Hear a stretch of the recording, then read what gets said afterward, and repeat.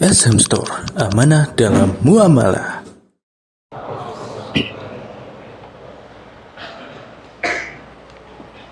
Innal hamdalillah nahmaduhu wa nasta'inuhu wa nastaghfiruh wa na'udzu billahi min shururi anfusina wa sayyiati a'malina. Man yahdihillahu fala mudilla lahu wa man yudlil fala hadiya lahu. Asyhadu an la ilaha illallah wahdahu la syarika lahu wa asyhadu anna Muhammadan 'abduhu wa rasuluh. Amma ba'd. Alhamdulillah, pada kesempatan malam ini kita dipertemukan kembali oleh Allah dalam keadaan sehat wal afiyah dan ketetapan iman. Senantiasa kita mohon kepada Allah Azza wa Jalla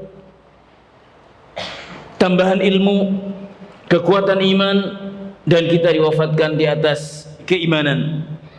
Bahasan kita malam ini insyaallah lanjutan pembacaan kitab Manhajus Salaf fi Tazkiyatin Nufus, yang mana telah sampai pada halaman 65, masih bab yang ke-9 tentang khasa'is tazkiyatin nafs inda ahli sunnah wal jamaah, tentang kekhususan atau ciri-ciri tazkiyatin nafs inda ahli sunnah wal jamaah. Telah dijelaskan ayat dan hadis Nabi SAW yang dinukilkan oleh al-muallif hafizahullah ta'ala dalam kitab ini. Yang selanjutnya kita akan lanjutkan nukilan-nukilan aqwal a'immah, ucapan-ucapan al-a'immah, sebagaimana biasanya al-kitab al-muallif senantiasa menukilkan nukilan ahlul ilmi setelah menyampaikan ayat-ayat dan hadis-hadis Nabi SAW. Pada halaman 65, yang mana pada kesempatan yang lalu telah dijelaskan ucapan Syekhul Islam Ibn Taimiyah, wala yajuzu an yu'tamad fi syari'ati al-ahadits ad-dha'ifah allati laysat sahihatan wala hasanah. Ini pada kesempatan yang lalu telah kita jelaskan bahwasanya tidak dibolehkan dalam menjalankan ibadah, dalam beragama, untuk bersandarkan kepada hadis-hadis yang dhaif. La yajuzu an yu'tamad fi syari'ah, tidak dibolehkan bersandar dalam syariat ini kepada hadis-hadis yang lemah, yang tidak sahih atau hasan, yang tidak sahih atau hasan. Walam yakul ahadun minal a'imma innahu yajuzu an yuj'ala syai'u wajiban aw mustahabban bihaditsin dhaif. Demikian pula ucapan Syekh Islam Taimiyah selanjutnya mengatakan, walam yakul ahadun minal a'immah, tidak ada dari para imam yang mengatakan bolehnya menjadikan sesuatu itu wajib atau mustahab. Oh, ini memiliki keutamaan begini, atau ini dianjurkan dalam agama, ini hukumnya wajib, dengan hadis yang dhaif. Hadza la yajuz. Dan telah dijelaskan pada kesempatan yang lalu tentang khilaf baina ahli ilmi beramal dengan hadis dhaif. Sebagian mengatakan la yajuz. Al-qaul awal wa huwa qaulun qawi, tidak dibolehkan beramal dengan hadis dhaif dalam apapun, baik dalam akidah khususnya, dalam ibadah, demikian pula dalam fadhailil a'mal. Sebagian yang lain, ba'd al-a'immah, membolehkan, namun dalam fadhailil a'mal dengan ketentuan-ketentuan yang ketat sekali, dengan ketentuan-ketentuan yang ketat. Alla yakuna syadidad dha'f, tidak sangat-sangat lemah, apalagi maudhu', la yajuz. Kemudian dikatakan an yandarija tahta aslin thabitin ma'mulin bih, ada kaidah umum atau ada dasar yang lain yang menguatkan atas suatu amalan itu, kemudian tidak diyakini hadis itu adalah ucapan Nabi Shallallahu Alaihi Wasallam. Dan ketentuan ini yang kadang dilalaikan oleh sebagian, artinya tidak melihat hadis dhaif langsung disampaikan begitu saja, adalah yajuz. Jangan sampai kita termasuk dalam hadis man kadzaba alayya muta'ammidan. An-Nabi sallallahu alaihi wasallam mengingatkan, man kadzaba alayya muta'ammidan falyatabawwa maq'adahu minan nar. Siapa yang dusta, sengaja dusta atasku, kata Nabi sallallahu alaihi wasallam. Hadis mutawatir. Hadis ini tingkatannya mutawatir. Mutawatir itu tingkatan yang paling tinggi.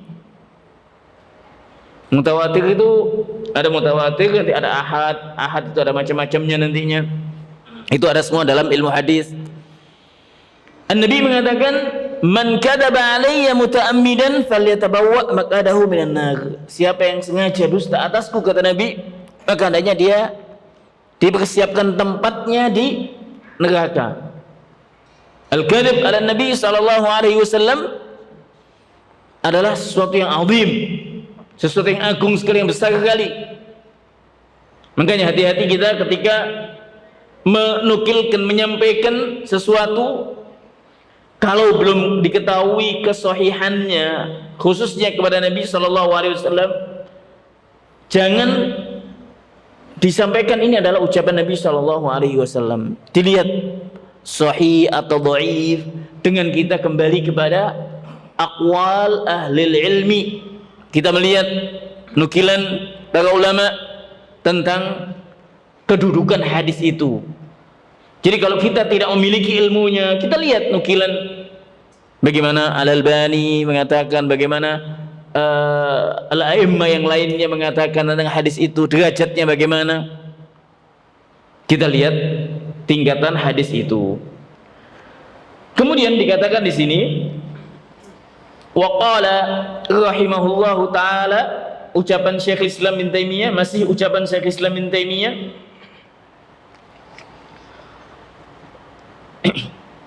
waqala man salaf, waqala rahimahullahu taala, waqala man salaf, waqala man qala minas salaf, man abadallaha bil hubbi wahdahu fahuwa zindiq, wa man abadahu ay Allah bil raja'i wahdahu fahuwa murji', wa man abadahu bil khawfi wahdahu fahuwa haruriyun, wa man abadahu bil hubbi wal khawfi wal raja'i fahuwa mu'minun muwahhid.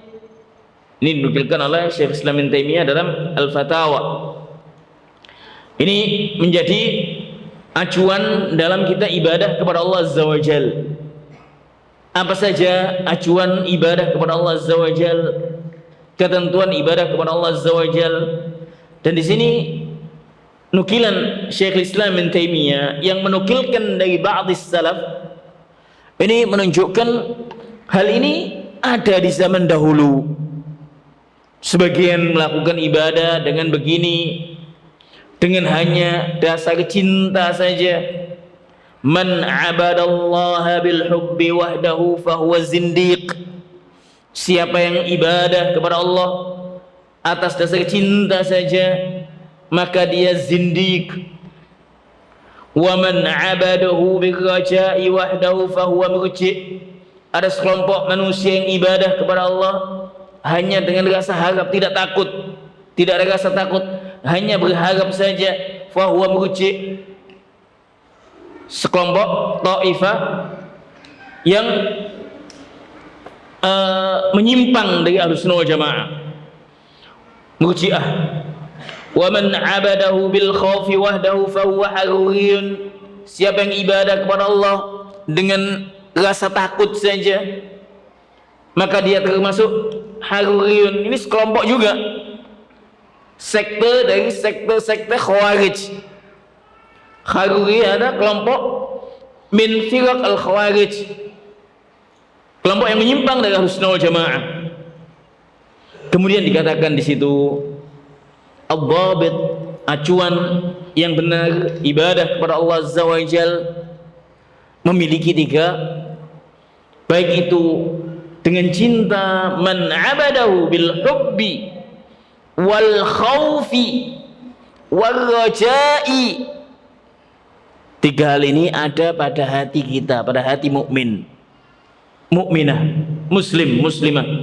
Siapa yang ibadah kepada Allah dengan cinta, penuh cinta, cinta kepada Allah Azza wa Jalla, cinta kepada ibadah yang dilakukannya, dan juga ada rasa takut, takut akan azab Allah, takut akan siksa Allah, takut akan ibadah yang dilakukan tidak diterima. Wajah berharap akan pahala di sisi Allah Azza wa Jalla. Jadi 3 hal ini ada pada al-qalb.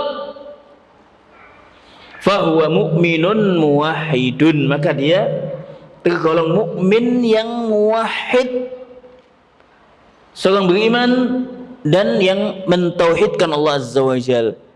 Dari ucapan ini sebetulnya bisa dijelaskan atau bisa diambil satu kesimpulan bahwasanya aqidah Ahlussunnah wal Jamaah memiliki, atau dalam ibadah kepada Allah, dalam melakukan tazkiyatun nafs, ada khasaisnya.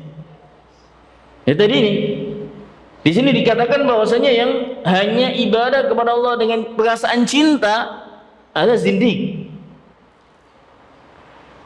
Sebagian ada yang ibadah hanya mengharap saja, tidak takut akan azab Allah Azza wa Jalla, mengharapkan pahala, mengharapkan dengan rasa harap saja, ada murji'ah. Ada sebaliknya, sekelompok yang lain hanya rasa takut. Padahal dikatakan oleh ahlul ilmi, al-khauf wal raja janahai ka janahit tayr, bagaikan sayap seekor burung. Al-khauf wal raja harus berimbang. Al-khauf wal raja harus berimbang. Artinya apa? Jangan, burung itu tidak akan bisa terbang dengan satu sayap. Dan dalam ibadah kepada Allah Azza wa Jalla pun demikian, al-mu'min ada rasa harap dan juga cemas, takut, mengharap akan pahala yang Allah janjikan dan takut akan azab Allah Azza wa Jalla. Ini 2 hal yang wajib ada dalam ibadah kepada Allah Azza wa Jalla. Tidak boleh, harus berimbang, balance intinya. Memang ada keadaan-keadaan tertentu, keadaan ketika dia seorang mungkin terjatuh dalam kemaksiatan, sedang dia betul-betul ingin kembali kepada Allah Azza wa Jalla, taubat ya, maka di sini memang dibutuhkan rasa roja. Ada juga keadaan-keadaan yang mungkin lebih ditekankan khauf, apabila seorang itu lalai, dia jatuh kepada kemaksiatan namun tidak kembali kepada Allah, tidak taubat. Nah, ini juga diingatkan tentang al-khauf, al-khauf, al-khauf. Secara umum bahwasanya ini wajib balance, istilahnya imbang, al-khauf wal raja. Pada umumnya hendaknya ada pada al-mu'min al-muwahhid dalam ibadah kepada Allah Azza wa Jalla. Maka dia digolongkan mukmin muwahhid apabila dia ibadah kepada Allah dengan cinta, penuh cinta kepada Allah, cinta akan ibadah yang dilakukan, ada perasaan takut, perasaan harap, maka dia mukminun muwahhid. Waqala, kita bacakan semua nanti. Waqala man rahimahullah, Syekh Islam Ibnu Taimiyah, masih ucapan Syekh Islam, nukilan Syekh Islam. Waqala rahimahullah taala, wat-ta'biru an haqa'iqil imani bi ibaratil qur'ani aula min at-ta'biri anha bi ghairiha. Ini kaitan dengan penggunaan, pengungkapan atau penggunaan lafaz-lafaz yang ada dalam Al-Quran yang menurut Syekh Islam Ibnu Taimiyah aula min at-ta'bir, ini hendaknya lebih baik, lebih utama untuk digunakan daripada ada kalimat-kalimat pengganti yang lainnya. Istilah-istilah kalimat-kalimat dalam Islam, dalam Al-Quran khususnya, tentang hakikat keimanan, wa ta'biran haqaiqil iman, menggunakan kalimat-kalimat tentang hakikat keimanan dengan ibarat-ibarat Al-Quran lebih utama untuk digunakan daripada dengan menggunakan kalimat lainnya. Fa inna alfadhal Qur'an yajibul imanu biha. Mengapa? Di antaranya karena lafaz-lafaz Al-Quran, lafaz-lafaz yang ada dalam Al-Quran adalah wajib kita iman dengan lafaz-lafaz yang ada dalam Al-Quran. Wa hiya tanzilun min hakimin hamid. Lafaz-lafaz ini adalah diturunkan dari Allah yang maha hakim bijaksana lagi maha terpuji. Wal ummatu muttafiqatun 'alaiha. Sedangkan umat, maksudnya umat Islam dahulu sejak zaman Nabi sallallahu alaihi wasallam dan umat Islam pada umumnya yang masih dalam fitrahnya ya, muttafiq 'alaiha. Dan ketika dikatakan al-ummah, sebetulnya as-sahabah juga ummah yang telah mencontohkan kepada kita tentang ad-din al-Islam, agama Islam ini. Wa yajibul iqraru bimadmuniha qabla an tufham. Bahkan lafaz-lafaz yang ada dalam Al-Quran ini wajib diyakini, ditetapkan ya, tentang kandungannya qabla an tufham, walaupun belum difahami. Fa fiha minal hikami wal ma'ani ma la tanqadi ajaibuhu. Dan nanti akan dijumpai banyak hikmah, makna-makna yang tidak akan habis keajaiban-keajaibannya. Al-Fat Al-Quran sekali lagi dalam tentang keimanan, tentang syariat Islam, banyak hikam dan makna-makna yang tidak akan habis ajaibnya. Wal alfaz sebaliknya. Jadi di sini membandingkan dengan kalimat-kalimat yang muhdatsah, kalimat-kalimat yang ada dalam Al-Quran, dan sebaliknya kalimat-kalimat yang mungkin digunakan oleh sebagian manusia yang muhdats. Wal alfadul muhdatsa fiha ijmalun wa ishtibahun wa niza'. Adapun lafaz-lafaz yang muhdats, lafaz-lafaz yang diada-adakan, dimunculkan kemudian, banyak mengandung ijmal global, ishtibah mengandung makna syubah, wa niza', dan masih ada niza', masih ada perselisihan. Summa qad yuj'alul lafdhu hujjatan bimujarradihi wa laysa huwa qaulur rasulis shadiqil masduq. Bahkan sebagian menjadikan lafaz itu yang muhdats dijadikan hujjah, dijadikan pegangan, bukan ucapan Nabi sallallahu alaihi wasallam. Wa qad yudrabu fi ma'na wa hadha amrun ya'rifuhu man jarrabahu min kalamin nas. Wa qad yudrabu fi ma'na. Jadi bahkan saling bertentangan maknanya. Dan ini ada banyak dijumpai dalam ucapan-ucapan manusia. Yang dimaksud di sini kaitan dengan banyak kalimat lafaz-lafaz kayak tazkiyatun nafas, di antaranya, antara lain ya. Kadang ada yang menggunakan istilah-istilah yang muhdats juga. Bahkan tidak ada tuntunannya, tidak ada contohnya, sehingga apa yang diucapkan oleh An-Nabi sallallahu alaihi wasallam diabaikan. Kemudian dengan menggunakan istilah-istilah yang baru tadi itu. Al-aslam wal aula, yang lebih selamat dan lebih utama adalah menggunakan lafaz-lafaz, istilah-istilah, lafaz-lafaz yang ada dalam Al-Quran, dalam syariat agama, dalam tazkiyatun nafas, dan dalam yang lainnya, khususnya dalam syariat Islam. Ini masih ucapan Syekh Islam Ibnu Taimiyah. فَالْإِعْتِصَامُ بِحَبْلِ اللَّهِ يَكُونُ بِالْإِعْتِصَامِ بِالْقُرْآنِ وَالْإِسْلَامِ كَمَا قَالَ تَعَالَى وَاعْتَصِمُوا بِحَبْلِ اللَّهِ جَمِيعًا. Maka al-i'tisam, berpegang teguh dengan tali Allah, yaitu dengan berpegang teguh dengan Al-Quran dan Islam, sebagaimana firman Allah wa'tasimu bihablillahi jami'a, sebagaimana ayat perintah Allah Azza wa Jal yang kita diperintahkan untuk berpegang teguh dengan tali Allah, yaitu Al-Quran, syariat Islam yang telah dicontohkan oleh Nabi sallallahu alaihi wasallam. Wa mata dzukirat alfadzul Qur'ani wal hadits wa buyyina ma'naha bayanan syafiyan. Ini penting ini. Apabila telah disebutkan lafaz-lafaz Al-Qur'an dan hadis, wa buyyina ma'naha, dan telah dijelaskan maknanya dengan penjelasan yang syafin, penjelasan yang istilahnya yang memuaskan gitu ya, yang jelas.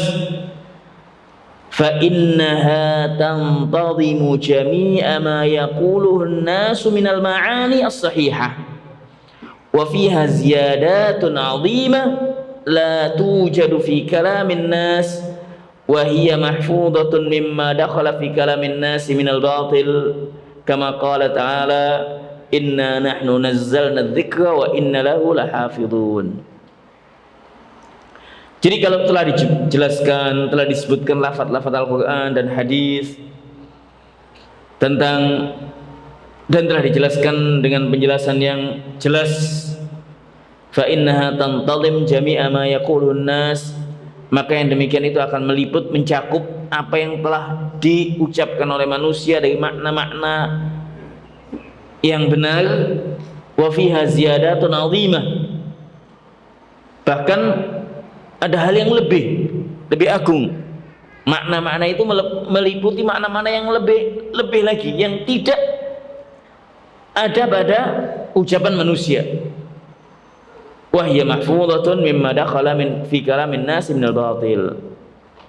Dan kalimat-kalimat tadi terjaga dari hal-hal yang ucapan-ucapan manusia yang batil, yang tidak termasuk dalam syariat Islam. Mungkin telah disinggung di awal-awal itu tentang beberapa istilah, kadang khususnya dalam tazkiyatun nafas, yang mana diantara nukilan yang dinukilkan oleh Ibnul Qayyim juga tilmid Syekh Islam Ibnu Taimiyah, bahwasanya tazkiyatun nafas kembali kepada Al-Quran. Maaf, di halaman berapa itu ya? Karena dalam tazkiyatun nafas khususnya ya, telah dijelaskan di awal-awal,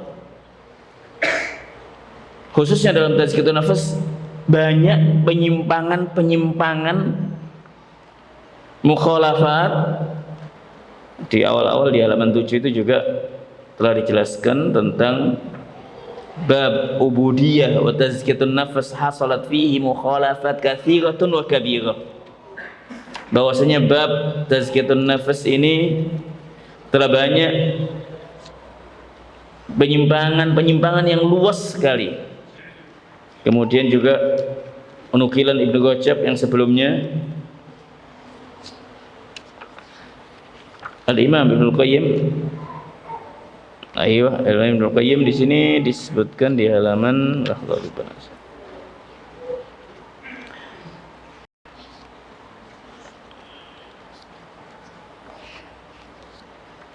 ala kullin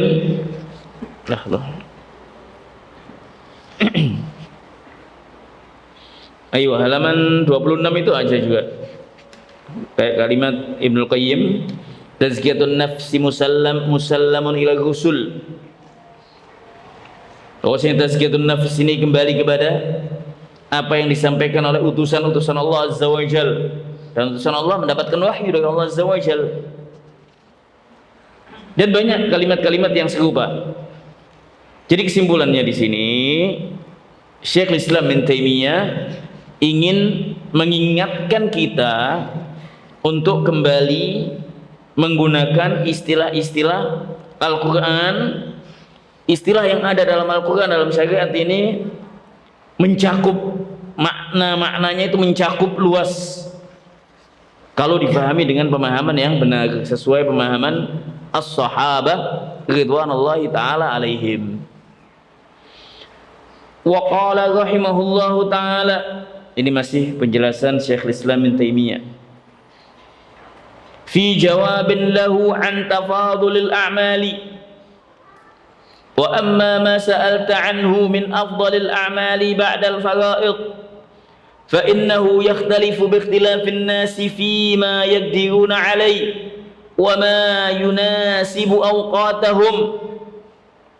Suatu ketika Syekhul Islam Ibn Taimiyah ditanya tentang amalan-amalan yang utama setelah faraid, setelah kewajiban. Jadi apa saja amalan-amalan yang mustahab, yang mungkin mesti, yang lebih utama satu dari yang lainnya, amalan-amalan yang mendubun ilai, yang sunnah sifatnya. Karena kalau amalan yang wajib satu dengan yang lainnya tidak ada bedanya, baik kepada seorang muallim, ustadz, seorang talib, seorang semua sama. Wajib sifatnya wajib. Salat 5 waktu tidak ada bedanya, semua wajib. Mukmin mukminah selama dia mukallaf maka dia wajib, tidak ada yang membedakan. Faraid, puasa Ramadan wajib semuanya, kecuali yang tidak sanggup karena sakit, bepergian misalkan, ada alasan yang syar'i, tinggal diganti di waktu yang lain. Jadi yang wajib itu semua, tidak ada yang oh ini lebih utama, ini lah, wajib ya sifatnya wajib. Suatu ketika Syekhul Islam Ibnu Taimiyah ditanya tentang tafadul al-a'mal, amalan-amalan yang utama dan amalan-amalan, sekali lagi, amalan-amalan mustahab, amalan-amalan mandub, itu sangat diperlukan oleh mukmin mukminah. Mengapa? Karena amalan-amalan yang sunnah ini sifatnya penambal dari amalan-amalan yang wajib, yang mungkin ada sesuatu yang terlalaikan, yang kurang. Kadang kita melakukan sholat, kita melakukan sholat baik sesuai dengan ketentuan, sesuai dengan sunnah, namun kadang-kadang kita ghafil sholat tapi masih mikirkan sana, khusyuknya tidak ada.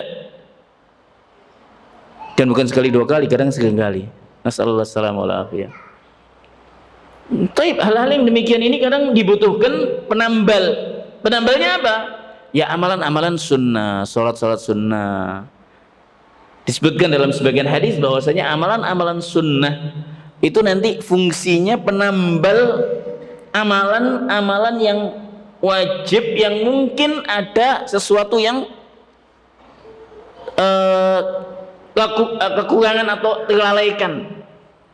Jadi kita sangat membutuhkan amalan yang mandub, mustahab, baik itu amalan sunnah, sholat-sholat sunnah, puasa sunnah misalkan, atau sedekah-sedekah sunnah. Intinya yang sunnah itu hendaknya dijaga juga, yukammil, sebagai penambal, penyempurna amalan al-wajib. Nah, ini kaitan dengan tafadul al-amal, sekali lagi amalan-amalan yang mustahab. Syekhul Islam suatu ketika ditanya, wa amma ma sa'alta anhu. Jadi Syekhul Islam mengatakan kepada yang menanya ini, adapun apa yang engkau tanyakan tentang keutamaan amalan-amalan setelah faraid, setelah amalan yang wajib, sekali lagi setelah amalan yang wajib ya ikhwah, wajib dijaga, dilaksanakan sesuai dengan perintahnya, fa innahu yakhtalifu bi ikhtilafin nasi fima yaqdiruna alaih. Amalan yang utama, amalan mustahab yang utama ini beda talib muslim dengan muslim yang lainnya. Yakhtalif bi ikhtilafin nas, beda satu dengan yang lainnya atas kesanggupannya. Ada yang dimudahkan puasa Senin Kamis karena dia sehat, Masya Allah.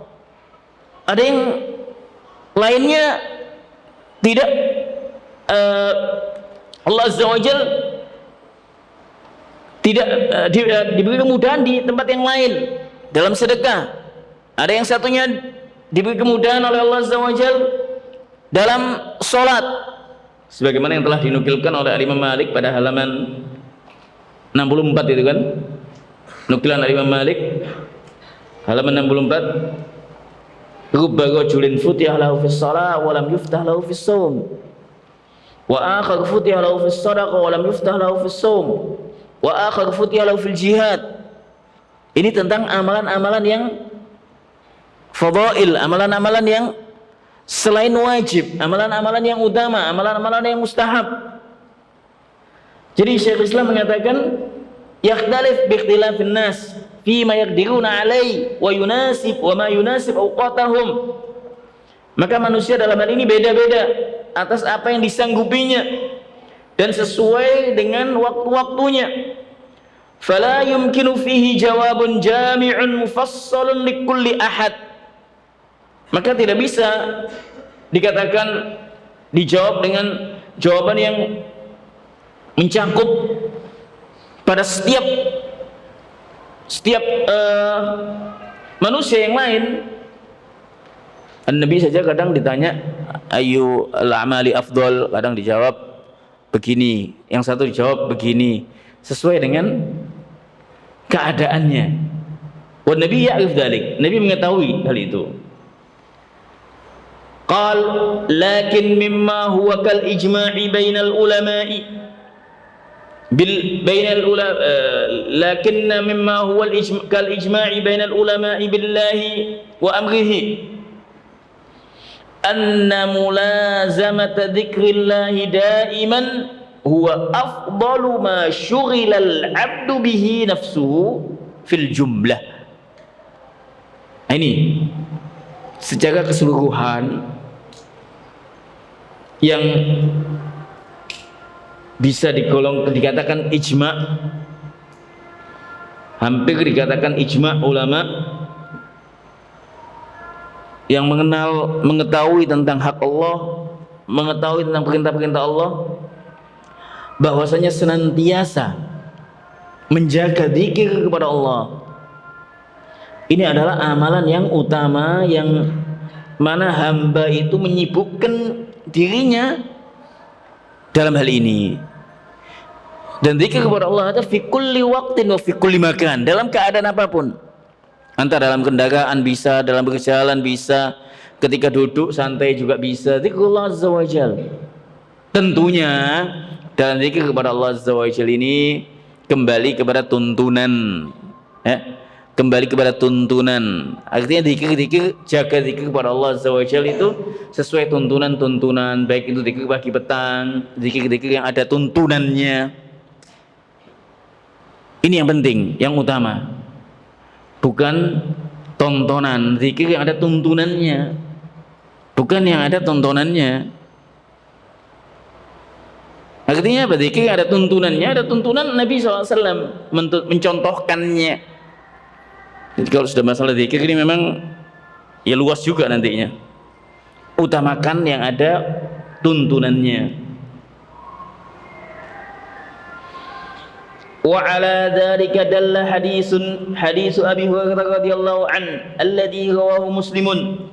Sabaqal mufarridun qalu ya Rasulullah wa manil mufarridun qala adh-dhakiruna Allah katsiran wadh-dhakiratu. Jadi sekali lagi Syekh Islam bin Taimiyah di sini ketika ditanya tentang keutamaan amalan-amalan setelah amalan yang wajib, dia mengatakan bahwasanya manusia dalam hal ini beda-beda. Ada yang diberi kemudahan dalam puasa, ada yang dimudahkan oleh Allah dalam sholat, ada yang dimudahkan dalam sholat sunnah maksudnya. puasa-puasa sunnah dimudahkan, kemudian ada yang dimudahkan mungkin dalam membaca Al-Quran, menghafal Al-Quran, ada yang dimudahkan dalam amalan-amalan yang lainnya. Yakhtalif an-nas, beda-beda. Namun secara umum zikir kepada Allah Azza wa Jal adalah senantiasa menjaga zikir kepada Allah Azza wa Jal di setiap waktu. Ini adalah yang paling utama dalam yang bisa dilakukan oleh hamba secara keseluruhan dalam keadaan apapun, baik itu seorang wanita, katakanlah dia sedang berhalangan ibadah kepada Allah Azza wa Jal, silakan zikir kepada Allah Azza wa Jal, boleh zikir kepada Allah Azza wa Jal, zikir pagi petang dijaga, ada zikir-zikir yang lain dibaca, tidak masalah. Ustaz, zikirnya itu ada lafaz Al-Quran, ada ayat kursi dibaca, labas, dibaca, tidak mengapa. Yang pasti bukan membaca Al-Quran, artinya bukan memegang Al-Quran, membaca Al-Quran. Bagi yang berhalangan tadi ya, wanita khususnya, atau mungkin al-junub boleh zikir kepada Allah, zikir secara umum, zikir tidak apa-apa. Baik.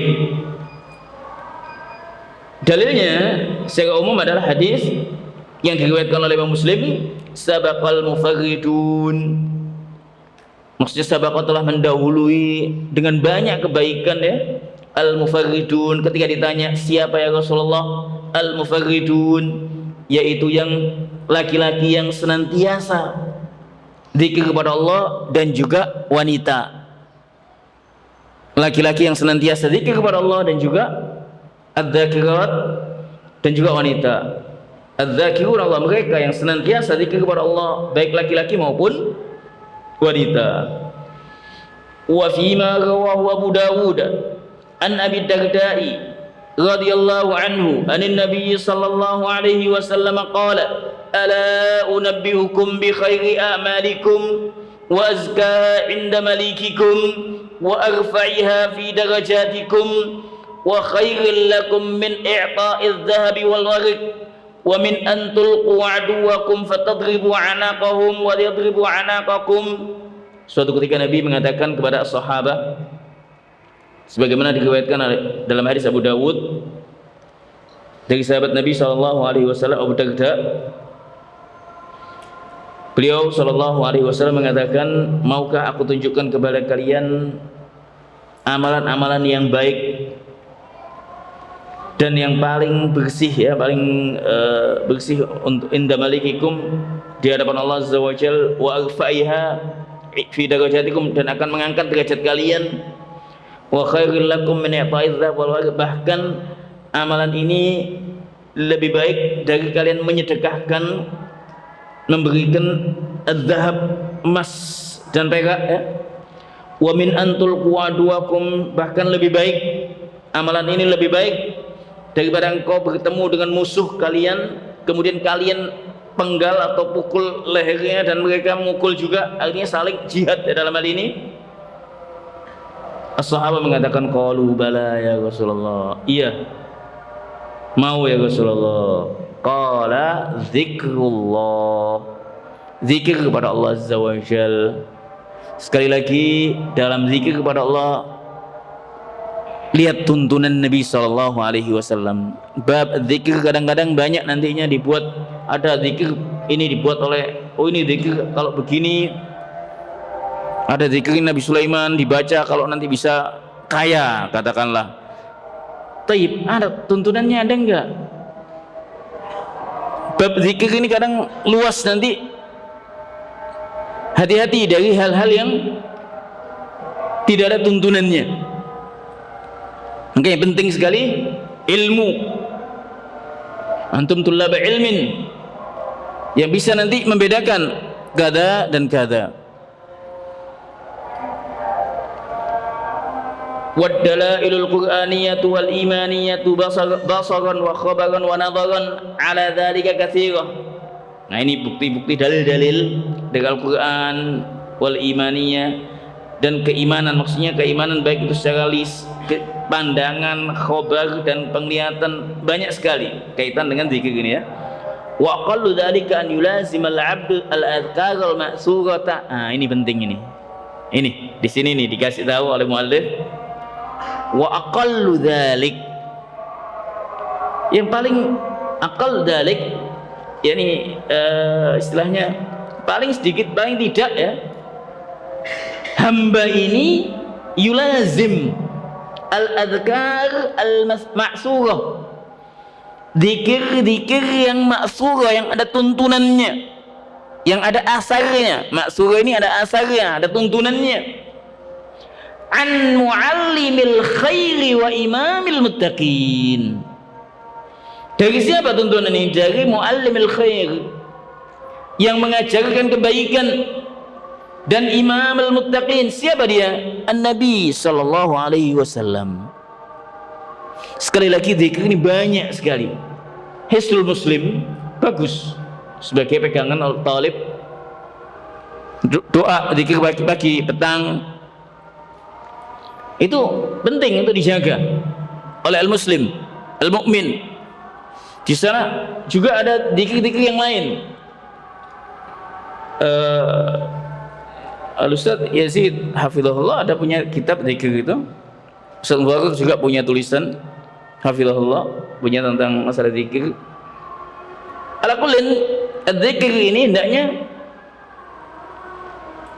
hamba al-mu'min, al-mu'mina kembali kepada al-ma'surah, kembali kepada yang ada tuntunannya, ada asarnya, ada dalilnya dari muallimil khair, dari Nabi sallallahu alaihi wasallam.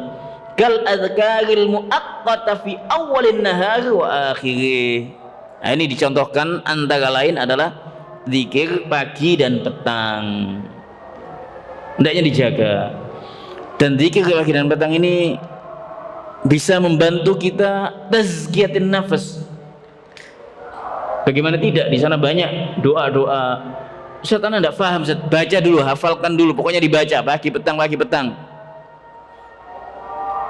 Nanti akan ketahuan dampaknya atau faedahnya 5 tahun, 10 tahun ke depan. Insya Allah kalau kita yulazim, mungkin akan ketahuan ya dampaknya. 1 bulan mungkin belum nampak.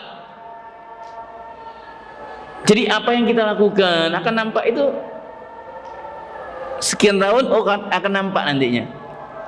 Hati kita bisa lunak. Lunak artinya apa? Mudah menerima al-haq.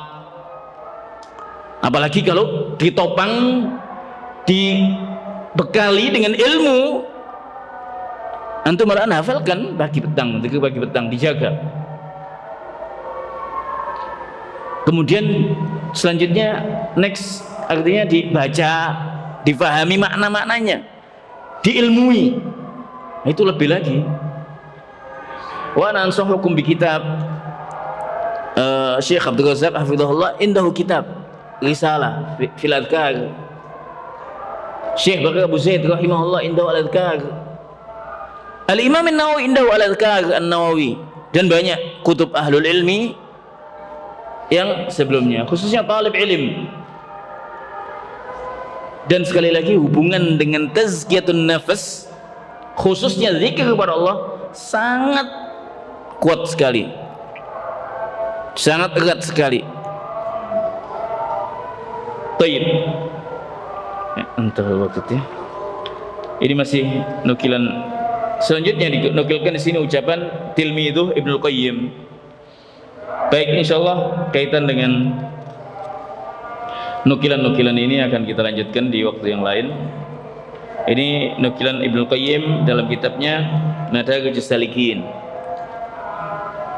tentang tingkatan-tingkatan ibadah yang menuju, yang melakukan ibadah kepada Allah. Tingkatan-tingkatannya bagaimana? Iyyaka na'budu wa iyyaka nasta'in. Taib, insyaallah pembacaan kitab ini akan kita lanjutkan di waktu yang lain. Kesimpulan pada kesempatan malam ini, intinya tadi telah dijelaskan. Yang pertama kaitan dengan ta'bir an haqaiqil iman, menggunakan istilah-istilah dalam syariat dari Al-Quran. Syekhul Islam bin Taimiyah rahimahullah mengatakan, al-aula bitabir, lebih utama untuk digunakan, yang mana apabila telah difahami maka itu akan mencakup banyak hal, dan hendaknya kita menjauhkan dari istilah-istilah yang muhdats, yang kebanyakan istilah-istilah itu kadang global dan memiliki syubah istibah, kerancuan, bisa begini dan masih diperselisihkan. Menurut ini demikian, menurut ini demikian, ikhtilaf nantinya. Kemudian yang kedua tadi kaitan dengan zikir kepada Allah Azza wa Jalla adalah amalan yang utama secara global, dan zikir kepada Allah hendaknya dicari yang maksur, yang ada tuntunan dari Nabi SAW, sebagaimana zikir pagi dan petang, atau zikir-zikir yang lain yang ada tuntunannya. Dan zikir ini bisa dilakukan kapanpun, oleh siapapun, dalam keadaan bagaimanapun. Bahkan orang yang sakit aja bisa, sakit istirahat sambil zikir kepada Allah bisa. Tapi jangan makan sambil zikir ya, nanti makanan tidak bisa ketelan nantinya. Kalau makan ya makan, jangan makan sambil zikir nantinya. Ala kulin, ini yang bisa kita sampaikan pada kesempatan malam ini. Insyaallah kita lanjutkan di waktu yang lain. Aqulu qouli hadza wallahu taala a'la wa alam.